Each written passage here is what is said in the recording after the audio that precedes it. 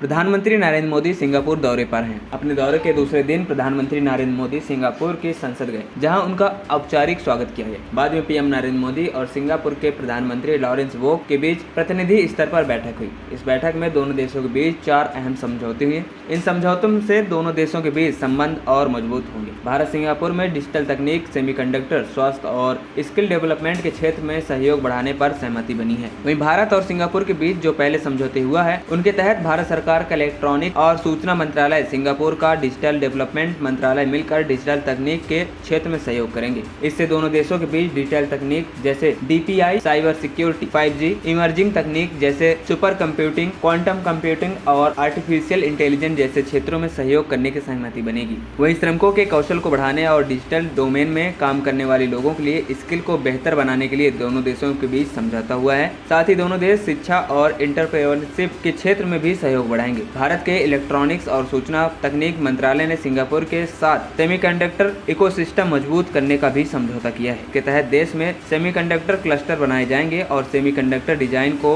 उत्पाद में लोगों को प्रशिक्षित किया जाएगा। साथ ही भारत और सिंगापुर के बीच एक समझौता स्वास्थ्य क्षेत्र में हुआ है। इसके तहत दोनों देशों में स्वास्थ्य क्षेत्र में रिसर्च और इनोवेशन को बढ़ावा मिलेगा। साथ ही स्वास्थ्य क्षेत्र में मानव संसाधन, फार्मास्यूटिकल क्षेत्र में भी सहयोग बढ़ाएंगे। इस समझौते के तहत भारत के स्वास्थ्य विशेषज्ञों के लिए सिंगापुर में काम करने के मौके बढ़ने की उम्मीद है। प्रधानमंत्री नरेंद्र मोदी बुधवार को सिंगापुर दौरे पर पहुंचे हैं और 2 दिवसीय दौरे पर आज उनका आखिरी दिन है।